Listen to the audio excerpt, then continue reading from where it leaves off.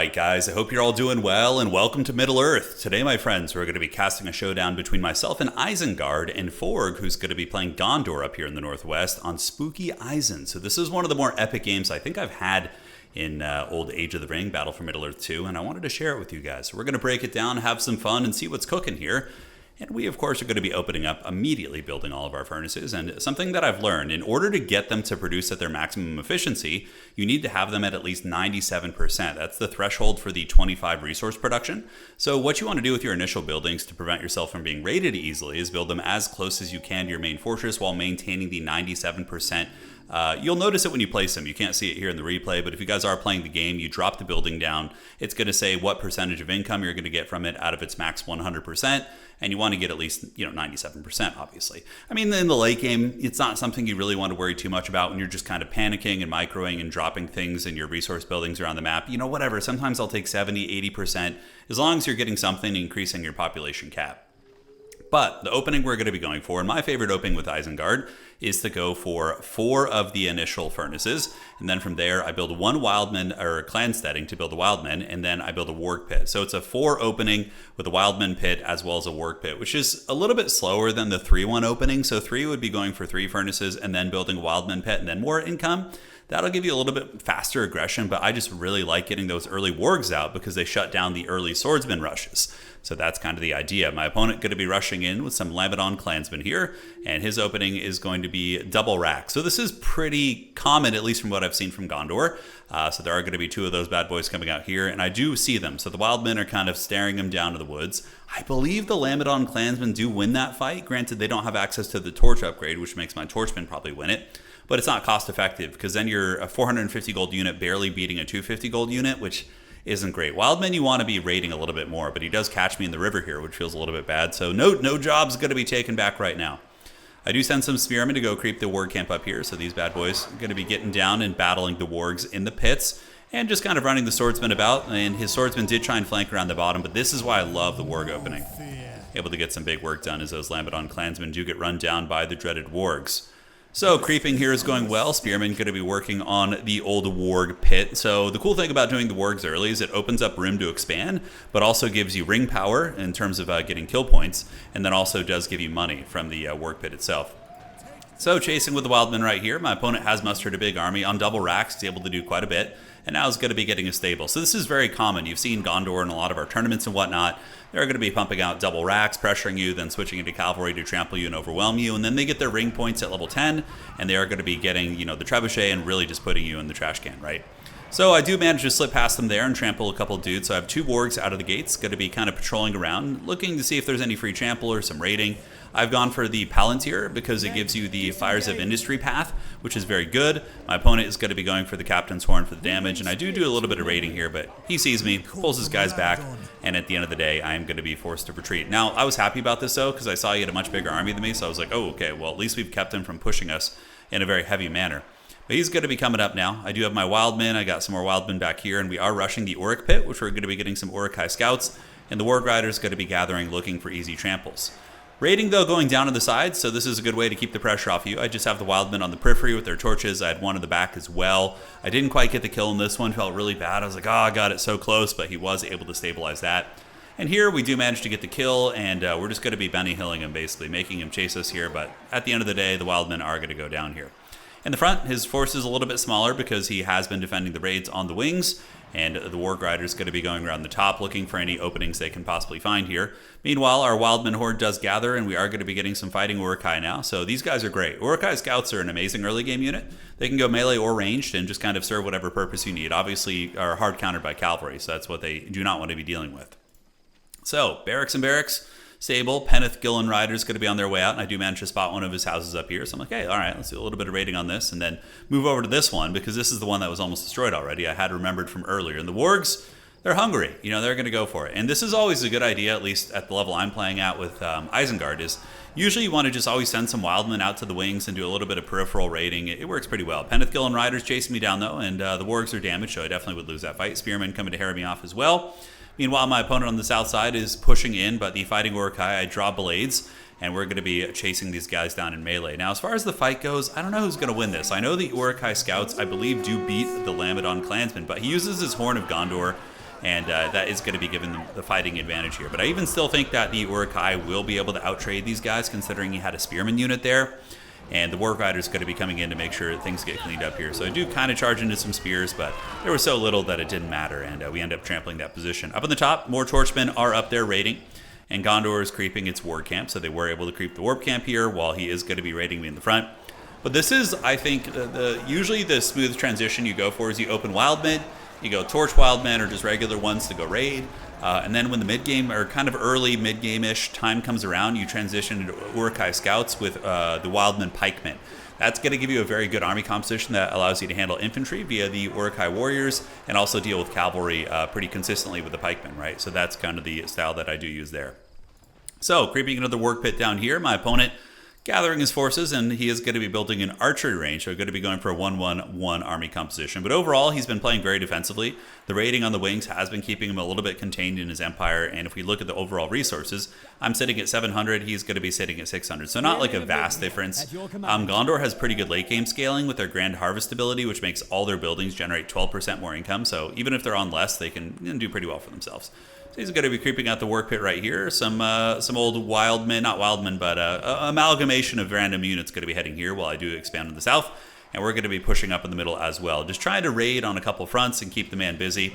I do unfortunately run into some spears right there, but overall the trade actually ends up going okay for some reason. Don't know why. A lot of witchcraft is afoot, and my opponent does have his first hero out, so it is going to be Forlong. Forlong is really Chad. He's a 1,200 gold hero, give or take. I believe, fiefdom units get experience and are immune to fear. He gets a combat buff that makes him just like a jacked fighter for a short period of time. And he can empower nearby heroes, which is really cool. So he buffs up like Faramir and Boromir and makes them into super combat heroes, right? But more importantly, his whole thing is he unlocks the fiefdom unit. So at the barracks, you can then build the Lost and Ark Axemen, which are really nice compared to the Lamedon Clansmen. It's quite an upgrade, and they actually do really good damage against buildings. So the wargs are going to be running down here. Something I like to do is build a warg pit, like on the periphery, on like the frontier of where I'm getting attacked, because wargs are pretty good at actually dealing with infantry and cavalry. So just kind of plant a little warg pit here. It respawns wargs and makes the trading very, very tough. So you can see a couple of these bad boys going to come out. Meanwhile, big fight going to be going down in the middle, and Big Lurtz is out. So the first hero for the Uruk-hai is here. And he's just going to be safely leveling up from the back. But the important thing about Lurtz is he gives 15% damage and armor to all Uruk-hai, and at level 4 it's 33 and 33, which is insanely good. So because of Lurtz, we're able to win that fight. A little bit of cap pressure in the back, but my spearmen able to intercept those bad boys, so he did try and wrap up down and under my formation. But Lurtz and company were able to farm pretty well, and Lurtz is already level 3, which means he's getting on his way. I do trample some of the spears because they were facing the wrong direction, but on the way out, unfortunately, the wargs do get pin cushion, so my greed was my downfall there. Raiding in the back of the base, so always want to do this with Isengard when you're attacking from the front. Just have a Haggard Wildman go around the back. It's really going to tax your opponent's micro. Usually it's worth it if they take down an economic building because it lowers the opponent's supply cap, but now he's getting out the Lost and Ark units, and he is going to start trading a lot better against us. So going after this building here, a little bit of pressure on the side, but the warg pit and the tower here. I know this is my newbie instincts kicking in, but I really do like to do this occasionally. If I'm being split pushed a lot, just get a warg pit and a little tower there, because Isengard has a crazy economy. So normally you're able to out-eco people, so you can get away with such things. So cavalry trying to trample. Thankfully, I had like 5 spearmen left here. I was like, thank goodness. If I didn't have those spears, this whole army would have paid a pretty big price. But the bows are drawn. Another spearman unit has come on in here, and the fighting Uruk-hai and Lurtz going to be battling the Lost and Arks. And I do draw axes with some of them and send them into melee because they'll hold their own. With Lurtz there, they'll for sure uptrade into those bad boys. But keeping Gondor on its back foot here, we are pressing in. Going to be retreating after getting another pillage right there. Currently, I'm at 900 supply with the Fires of Industry active, so I'd used it on one of my buildings back here. And it's going to be generating 200% more income, which is nuts. So that puts you ahead, lets you get a lot, but he is mustering a big army. A lot of Lost and Ark units. Those guys going to be pushing up, so those are the fiefdom units that are unlocked from Forlong here. And Forlong himself is level 3. He has Vitality, which gives him a big damage boost and knockback as well. So I saw the massive armies of Gondor. Currently, I'm a little bit ahead on ring points. I'm currently 2 and 9, and he's 2 and 4. He does have Sworn Allegiance, so all Gondor barracks, archer ranges, and stables have decreased recruitment time for fiefdom units. That's pretty cool. And they come with the armaments of the White City as well. So very, very nice one there. The battle is now on. Pikeman, unfortunately, in the front, but he doesn't have any sort of cab at the moment, so we're okay here. And now the big man is out. Grima Wormtongue with the prison shank going to be coming in, and Grima's actually a very good hero. I like to go Lurtz into Grima and then get Ugluk eventually too. You can also just go straight into Ugluk, but Grima leveling him up is really nice against aura heroes, and I'll show you why in just a minute. And he's also alright at fighting. Very hard to kill too with the escape ability. You can make him invisible and stealth, and he can kind of creep away in the shadows. But Lurtz, I think his aura there was able to keep the enemies in check, and now we have some real fighting Uruk-hai out. So these guys are awesome. Very cost effective for their price point at, I think it's like 350, 450 or something for fighting Uruk-hai. Let's go ahead and check this, 400, yeah. They get the job done for sure. They can go fisticuffs and definitely get some good upgrades as well. So here's setting up a bit of a split push, another ward camp and a wildling hut here just so I can kind of keep sending him into his base. So we have been able to keep him pinned in, but I can't tell you how many games I played against people in tournaments and against my friends where Gondor is behind and push into their base, but then they just get crazy late game scaling and are able to really push you. Granted, Isengard's late game is not bad either. It's not bad. So Grima goes invisible. He has Venomous Word, so he can basically talk some serious smack, and that lowers the damage and armor really good, and it nullifies leadership. So in a big late game fight where they have like all these fully upgraded units, they have like Boromir and Faramir and Denethor, whatever, buffing all their dudes, Grima can debuff and get rid of all their leadership effects for that entire fight, which is crazy good. So a big pit fight's going to be underway here. Alert's going to be in the back dropping his bows, and Grima going to be doing the pot shots. Meanwhile, some cav going to be coming about face, so I do pull my spears to make sure those cavalry don't get in, and they get a little bit stuck up and trampled here. And the fighting Uruk-hai are doing great, backed up by Lurtz, and Lurtz I use his Enrage ability, so this one just makes him Super Saiyan. It is the Relentless Warrior. He gets 50% damage, more armor, and deals splash attacks. So if you want him to just crush a blob fight, you can see he's just taking these guys to the club right now. It's very, very good. Now, I could have also switched into his bow form right now and used his snare ability, but I don't know if I couldn't quite spot his hero, but he did have Boromir in there. So if I had been a more experienced player and had been more aware of what the models look like, for example, I could have seen Boromir, I could have snared him there and gotten the kill, and that would have been a huge setback for my opponent. Nonetheless, though, Gondor is mustering big armies. They do come with the armaments of the White City, getting the fat armor upgrade, and the Wildmen are just hobo raiding on the top. Meanwhile, down here, we will be setting up a siege workshop soon and doing the same thing. Gondor is on the defense, but they're not out. I'm telling you guys, this game gets absolutely crazy. Real knockdown, drag out, back and forth match. A couple Uruk-hai crossbow coming out just to give a little bit of fire support. In the early game, you can really just use the scouts. The crossbows are something I used to really lean heavily into, but now I just lean more into the melee Uruk-hai and go for the upgrades on those bad boys. On the backside, we do unfortunately get run down. My opponent going for the Dol Amroth Citadel. So now he has Swan Knights, and this is where the game gets really scary for me. He's going to get Prince Imrahil, but the Swan Knights, I have like low-tier spearmen. Just the Haggard guys, and you can see they do manage to fend off the Peneth Gillen Riders, but anything stronger than that, it's a little bit hard. So Grima getting down and dirty in there. He's level 3, Venomous Words, of course, has been getting used. We do make him stealth right there, so he uses his escape ability to get away. But we are kind of bullying the Gondorians here, but cracking their base is going to be incredibly hard. But, honestly, the game probably would have been over right here if the Swan Riders didn't arrive right now. So the Swan Riders arrive, an extremely elite, powerful cav unit. Gondor losing the fight despite fighting near its fountain. You can see the crossbowmen and the scouts putting a lot of hurt in, but I don't have a lot of spears left, and this is the pain. Oh god, all my units here are getting trampled, and immediately my whole backfield gets routed. Grima uses his debuff to try and mitigate some of their damage. We do chase them down, drag some of them down, but he's got a lot of reinforcements coming out. And the fiefdom units, of course, do recruit faster. I had a work pit coming. I was going to set up a whole forward siege operation to try and end the game, but now I'm on the back foot. It's going to be tough. Granted, my economy is much better than his with the Fires of Industry and the map control I do have. That's the big strength I do have in this situation. But the horns are going down. Everybody's using their buffs. Big cavalry trample is going to be coming in from the Gondorian calves. They get it done. And yeah, the Swan Knights, we just don't have answers for them right now. So pikemen are going to be rushing forward. And you'll notice in the back, I'm panic recruiting a bunch of Uruk-hai pikemen to deal with those guys because the Knights of Gondor and Dol Amroth are really, really putting the trample down on me. Grima almost getting killed by the trample as well. Things are getting very, very messy, and the game is getting ramped up. It's getting real sweaty. Warg Pit's going to be defeated, obviously. A couple wargs fought valiantly there, but thanks due to the Isengard industry and economy, we are able to rebuild in this situation. We also used the heal, so that was Ugluk. Ugluk is on the field now, and he's able to use his Uruk-hai heal, if I'm not mistaken.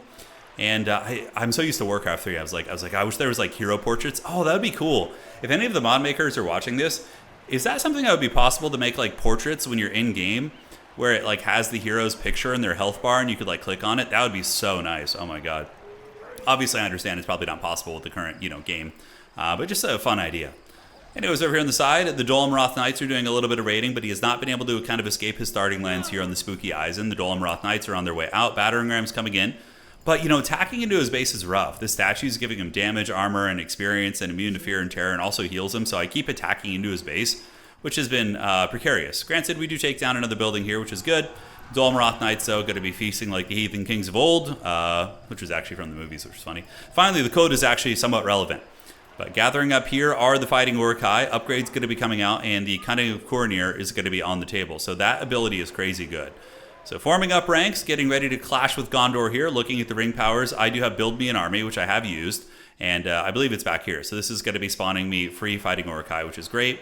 And Gondor has gone for the Dol Amroth Citadel, obviously. That's where they're getting their super powerful Swan Knights. He's at 775. I'm currently at 1,000. So he's not like exponentially far behind, but definitely 200 supply under. But he's got the home field advantage because he's just kind of turtling. And what I felt he was doing was farming ring points here, just trying to get really good defensive engagements and get ahead of me on ring points. But I was actually winning probably more of the fights. He's at 3 and 11. I'm at 3 and 18, which means I'm probably doing a little bit better on destroying things and just value trading overall. Granted, that Swan Knight charge was rough.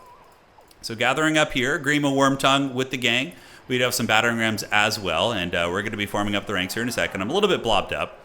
I was trying to keep my army together. Normally I would move in a wider formation, but I was keeping them in a brick because of the Swan Knights. I didn't want him to pick anything apart and wanted him to have to deal with the spears, basically, right? So Great Siege Ballista is going to be on the way out. And do we have the Wisdom or Cunning of Cornir yet? We do not. More torches in the back. I actually went back with some pikemen and was able to kill a building back there, but he is going to be dispatching those pikemen, no problemo. And what I learned about this mod is you can actually fast forward a little bit in the replay. So we're going to do a tiny bit of fast forwarding while we gather, and rating does go down there. I basically pull back and gathering up my forces, and now I'm mixing in Uruk-hai shield bearers. These guys are great. Nearby Uruk-hai gain 33% armor, which is so good. So you drop those guys in, and now I do have the Wisdom of Cornir. It's active. So all my Fighting Uruk-hai are getting a massive buff. When you see the white hand above their head, that's what that means. So just kind of jockeying for a pit fight while still raiding him on the wings. Here we can see some of the Lost Ark Axemen keeping a bit of a tab on the bottom side right there. And soon the ultimates are going to be getting popped. We're both very, very close to it. So yeah, he's close, and he's going to be going for Elisar. The Swan Knight's trying to charge in. I do have a very spear-heavy army, so it's going to be tough. And now you see how my swords are glowing? My polearms have like a red glow. That means they're upgraded. So Grima debuffing that entire blob. You see that green aura? That means no leadership for any of his army. But he does have Gandalf the White, ladies and gentlemen. Gandalf is here, and he's dropping it like it's hot. So I was like, oh shit, I need Saruman. He's got Super Giga Chad hero, and I have some good heroes too, but I have Grima, Lurtz, and Ugluk. And those friggin' Swan Knights are just giving me the business, man. Massive tramples going down. The Fighting Uruk-hai are doing pretty good considering, but the tramples, and I did not notice that Gandalf was here to party, and the Uruk-hai are going to be routed and pushed back. Very fun flavor on that for sure, but I was certainly not having it. Grima's level 5, Lurt's able to get away, he's level 7, so pretty good levels on those characters. And yeah, overall I am forced on the back foot as Gandalf the White is here with Boromir at level 7 as well. Looking very, very scary, going to be losing my Siege Ballista, and now I'm like, oh god, thankfully my macro is, I should have had a third Uruk Pit, by the way. A big blunder that I did was not having the best production, but he took some damage in that fight, but overall Gandalf was able to do it. But then Saruman calls down the mountains on the head of his opponent's army, so that was my ult. That was my reward for being ahead earlier on. I'm able to use that, and Saruman sitting atop the Tower Orthanc, chanting and dropping a thunderstorm and a glacier, I suppose, down on Gandalf and Boromir. Man, I wish I had something to pick these heroes off. That would have been a game-winning play. So Gandalf is a beast. He's got his Chief of the Astari, which he can stun enemy heroes and lock them in place. He also gives armor against magic to nearby allies, if I'm not mistaken. Let's see, allies near Gandalf gain 300% armor to magical and elemental damage. I don't know if is it a modified spell or active? I think it's a passive one. And he's got Shadowfax and the Rekindled Hearts as well. So Gandalf gains damage, and allied units near him become immune to debuffs, which is really good. So you can pop this to counter Grima, right, potentially. But the fires of industry burn bright, and the fact that we have map control is pretty big here. He's been having trouble pushing out all these like haggard Wildman raids on his borders. He keeps building like out here, but the entire game I've been just trying to torch those guys down. Meanwhile, Wildman going to be finally taking this down here. And Saruman, the man of many colors, will be out soon. We're getting some Berserkers mixed in the army. And you never want to leave home without Berserkers, so you want to get the Iron Fist, which gives them an aura buff. So you want that, the Shield Bearers, as well as Lurtz, and that's going to be kind of optimizing your army with the Cunning of Cornir. So moving in again, hoping to capitalize before he gets his ultimate. So we're going to be taking a big fight. Shield Bearers are out. Grima with a big debuff here. But now Elisar is here. The king has returned, and he is going to be gathering. There he is, unleashing the Ghost Army on me, plowing my guys over. Ghost OP.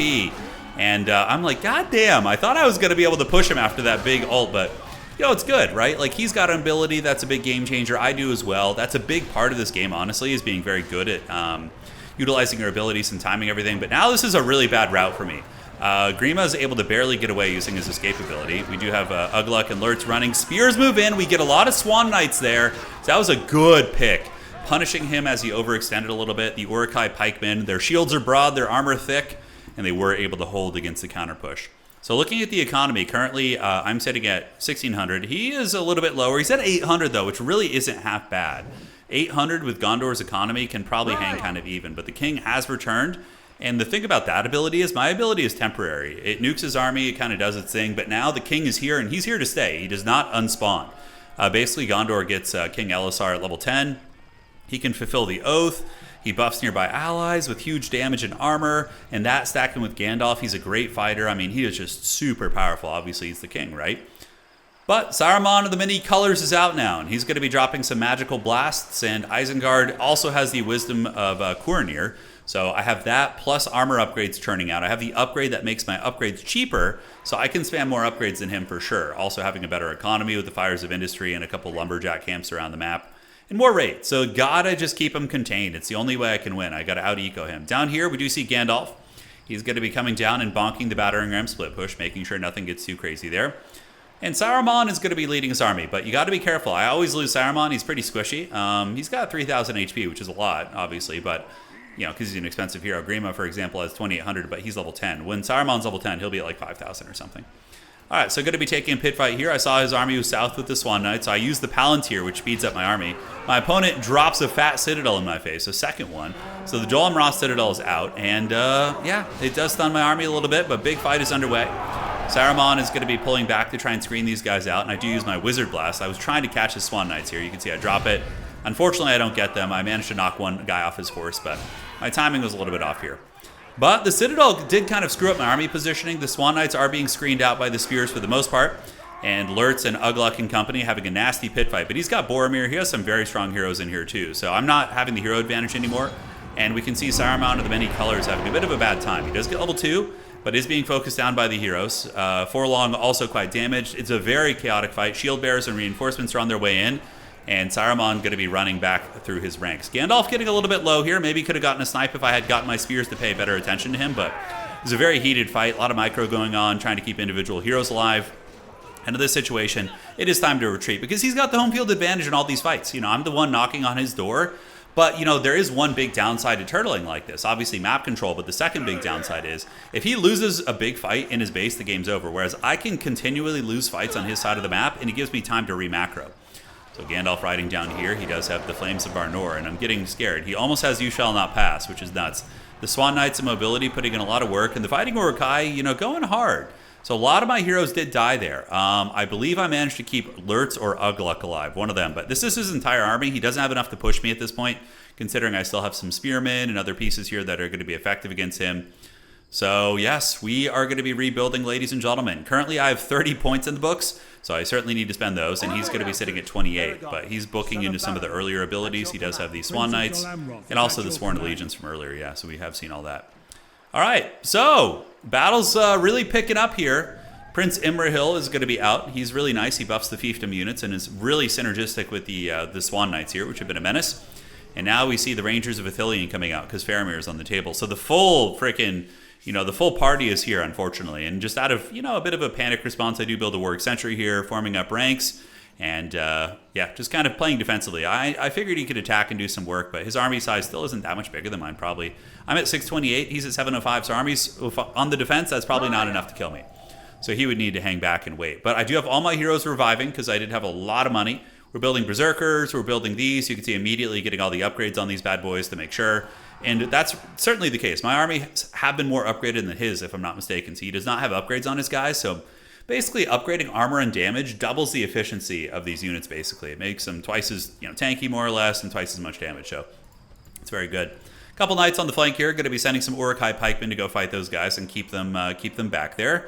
And the Berserkers are out. We will be getting the upgrades for them. I do have 2 of those bad boys. And now there's a little bit of downtime here, so we can do a slight bit of fast forwarding as we gather our forces and our heroes do resurrect. So you can see the rain is gathering. And here we go. So back in the fight, the heroes are on the table.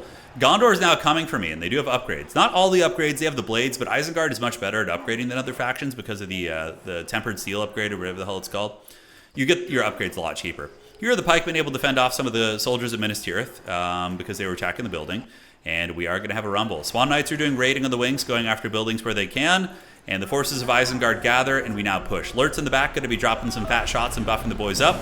But I do use the Tainted Earth ability and the Rainfall. So the rain from Isengard is here. My entire army, or enemy army, is going to be getting debuffed. Saruman dropping a fat fireball in the middle of the army does big damage to his units. And the Tainted Earth is also punishing his forces, giving me 50% damage and armor in that fight. So the forces of Gondor getting crushed by the White Hand. The Isengard spearmen with the damage buff plowing over the Swan Knights that tried to retreat through the ranks. And once again, Coronir is cunning. Saruman is a schemer, and he catches Gondor in its trap. All right, so Saruman moving up. He is level 7 now, so I do have the Red Horn's Wrath. I have all of his good abilities, the Speechcraft, which is really nice, and I've been using that as I got it to buff the units here. Basically gives them more experience. And now we have both ultimates. I have the Fellstorm, and then I do also have the Wrath of Karhadras, or whatever it's called. Yeah. So he responds with the Gardens of Ithilien, the Glades of Ithilien, which is his version of Tainted Land. It basically gives all his units fighting in that area a big buff, and he's trying to snipe Saruman. Saruman is able to get away. The Cunning Wizard does flee, but the rest of the fighting Uruk-hai are going to be dragged down in the Glades of Ithilien. So a lot of push and pull in this game. It's been an absolute knockdown, drag-out fight. Lurt's able to get away. I think Grima died, but yeah, we do see Lurt's here, and Ugluk is level 10 as well. So they have some really good abilities, and you just basically pop Headhunter and hunt for the ring every time you have a big fight. Oh, Grima actually got away. He's level 10 also. Level 10, he does get enemy heroes, timers are reset, so there's a lot to micro. I need to get better and know the hotkeys, but you can use that on enemy heroes to reset their cooldowns. While on the backside, we're raiding. So that's been one thing that's been giving us a big advantage this game, have been the raids. So Coronir is going to be gathering a cunning strategy. We do have a gambit of sorts that we are going to be executing here, so you guys will see that soon.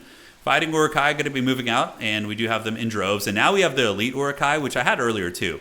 So these are your ultimate unit with Isengard. They are the Manslayers. So these guys, they're highly resistant to knockbacks and immune to trample. So they like are good against everything, but you're only allowed to have 2 of them. But they are freaky strong. Like if the Swan Knights try and trample them, they're going to take it like champs and fight back and do some great damage. So the Lord of Orthanc is going to be gathering the forces of the White Hand. Gondor is going to be gathering its forces in the front here. Meanwhile, in the wings, we do see this worker who looks like a guy I went to high school with. Going to be building houses, trying to keep Gondor's economy flowing. My opponent trying to really hero hammer me, just, you know, the fact that he's on the defense, but using these really, really Giga Chad heroes. And he has good units now. The Dol Amroth Men-at-Arms are very elite and very, very strong. So those guys cost, I think, 700, whereas my fighting orcs are 400. So you get a bit of a comparison here. So now Coronir is going to be using some cunning tricks. I have both ults from having some big fight victories, and he's calling down the thunder. And we do nuke his production buildings with 1 ult, right? So we do that. We go after that. Dude, I love the Saruman chanting. Just the, oh, and there's just lightning coming down. It's so freaking epic. So now you think Saruman has used all of his tricks, but Gondor, you better beware the Astari here. There's going to be another thunderstorm avalanche being called down on the Gondor army, and they get the base dropped on them so hard. Saruman dropping the base, and the fighting Uruk-hai are going to be pushing through. Now, all he has left are his heroes, and the Uruk-hai are going to be slaughtering the men. Everybody taken down. Elisar are going to be falling as well in a moment. And that's basically all she wrote. As the capital city does go down, my opponent is going to be tapping out here. GG, victory for the White Hand. What a scrappy game. So that is a big element of this game that I've kind of learned is like, every faction kind of has a big, like, heavy hitter game ender button, you know, and if you're ahead on ring points like I was, I had 2 of them. So that, you know, it's a benefit of winning those fights. But you want to, I mean, if possible, obviously, you want to try and bait out your opponent's ults when you're in their base, because then you don't just lose the game. But if I'm able to have such an advantage that I'm able to just blow my ults while pressuring your base and having especially 2 of them, that gives you the momentum you need to close out somebody who's turtling, right? So I like those mechanics because otherwise it's just like they could just turtle there forever and it's really hard to crack them. Can make really attrition-heavy games. But yeah, getting an epic Saruman bombardment on the buildings to cut off production and then the army was pretty brutal. So hopefully you guys enjoyed that one. Really fun. We got Gandalf, we got Saruman, all the goodness. It's everything you want. So that was fun. Gandalf Saruman is some good flavor. Anyways, ladies and gentlemen, we'll see you around, and that's going to be it for today. Well played to my opponent. Very, very fun lad. He was quite nice. And yeah, that's it for tonight.